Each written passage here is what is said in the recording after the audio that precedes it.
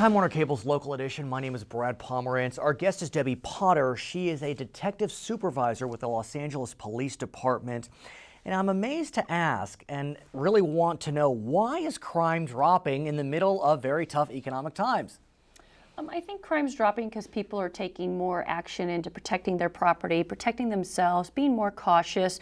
I think the news has actually done a good job by advertising things and, keeping people up to date on what is happening in the recent times. And what the best news is that violent crimes are down. Murder is down to 1967 levels. Rape is down in huge numbers. But we are seeing an uptick, Detective, in property crimes. And you are here to give us some tips to try to prevent victimization of property crimes, vehicle crimes. Please. Yes. I think one of the things that if people just did three simple things. First of all, hide it, especially in your vehicle. Hide your property.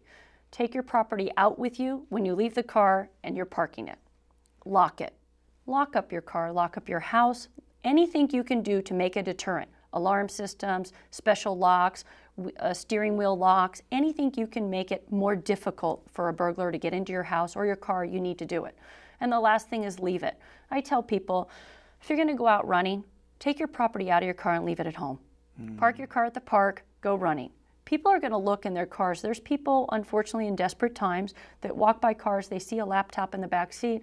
They can break that window in about 10 seconds. Literally. Yeah, literally. And we've done it before for news cameras. It's very easy to do. What's frustrating to hear is that there are some people who are asked, hey, you want to buy a GPS for $50? And they do. And they got to realize GPSs don't sell for $50. And as a result, that's probably stolen.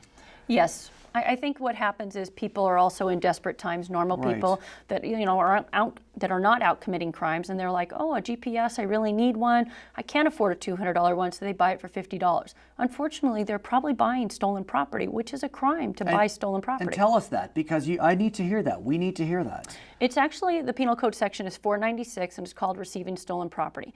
If you knowingly buy something at a ridiculous small amount, and you can probably think, oh, it might be stolen, you're committing a crime and it's a felony. It is an actual felony. I will admit on camera, my grandfather went to jail in the 40s for receipt of stolen property. Oh, no. So there you have it. Why I'm telling the world, I don't know, but there you have it. And it's been happening for years. I mean, it's always been out there. And unfortunately, sometimes it's unsuspecting people. For example, somebody will steal a car and they'll put it on Craigslist for $2,000. Well, gosh, that car looks like it's worth $2,000, maybe $2,500, but there's still a good deal, and that's not really trying to receive stolen property. Now, let's say our car is broken into and they steal a GPS or they steal a computer or whatever it is. Should we call the police? I mean, sometimes we feel as if crimes are relatively small, the police won't care. Well, I think it's important to call the police anytime you're a victim of a crime, whether small or large. And the reason for that is that's where we put the resources, where the crime problem's happening. If I don't know your crime ever happened, when I do get the gentleman who was out in the middle of the night with 12 GPSs in his bag, I only have 3 reports. There's 9 GPSs I have, and I can't ever return them to a victim. And you gave me a great tip as it relates to serial numbers. Absolutely. I think it's important, just on your home computer, on a piece of paper, list serial numbers. Every time you buy an item that has a serial number, a model number, take a picture, write a serial number down, keep those records so that when you are a victim of a crime, it's so easy to say, that's my property. I want to ask you about GPSs specifically. I've heard some people say don't type in your home address when you push home because that could tell the criminal where you live. Well, what do you think of that? I think it's a twofold. It could tell the criminal where you live, but if the criminal has your GPS, they're probably at your house. Right. Possibly. But it also helps the police get it back to you. There you have it. If I hit home, it's going to tell me where home is for you, and I can go to your home and return your GPS. She's Debbie Potter. She's a supervisor at the LAPD. I'm Brad Pomerance. Thank you for joining us on Time Warner Cable Local Edition. Back to HLN.